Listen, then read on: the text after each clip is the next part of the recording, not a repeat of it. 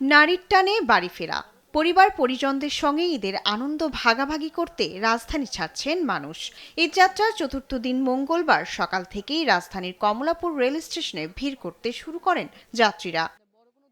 সকাল 10:30 পর্যন্ত নির্ধারিত সময়ের কিছুক্ষণের মধ্যেই কমলাপুর থেকে বিভিন্ন গন্তব্যে ছেড়ে যায় আন্তনগর, লোকাল, কমিউটার সহ 19টি ট্রেন। সারাদিনে ঈদযাত্রায় বিশেষ ট্রেন সহ 67টি ট্রেন যাত্রা করবে। হ্যাঁ, কষ্ট হলেও অনেক আনন্দের আছে, কারণ হচ্ছে যে এমনি ট্রেন ছাড়া আমরা বাইপাসে যাওয়াটা আরো অনেক কষ্টের। আনন্দটা ভাগাভাগি করতে চাই, তো সেক্ষেত্রে বাড়ি যেতে পারছি, এটা অবশ্যই ভালো লাগছে। ঈদে যাওয়ার মুহূর্তটা তো বাড়িতে যাওয়ার মুহূর্ত সবসময় ভালো। এদিকে সকাল থেকেই ঈদযাত্রীদের ভিড় দেখা গেছে সদরঘাট লঞ্চ টার্মিনালে। বৈরী আবহাওয়া আর ভারী বর্ষণের কারণে দুপুরের দিকে প্রায় 30 মিনিট লঞ্চ চলাচল বন্ধ থাকে, পরে আবার স্বাভাবিক হয়। লঞ্চ চলাচল সাময়িক বন্ধ থাকলেও স্বজনদের নিয়ে ঈদ পালনের আনন্দ নিয়েই বাড়ি ফেরার কথা জানান যাত্রীরা।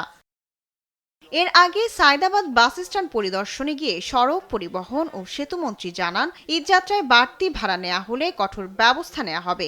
বাস স্ট্যান্ড এবং বাস কাউন্টারগুলিতে অতিরিক্ত ভাড়া নেওয়ার কোনো অভিযোগ অথবা দৃশ্যমান কোনো প্রমাণ আমরা এখনো পর্যন্ত পাইনি। ভিজিলেন্স টিম আছে, মনিটরিং সেল আছে, পুলিশ কন্ট্রোল রুম আছে, সেখানেও কোনো অভিযোগ ওরকম নেই।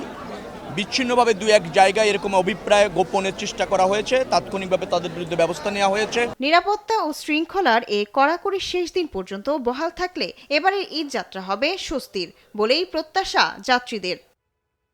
শায়লা খান, দেশ টিভি, ঢাকা।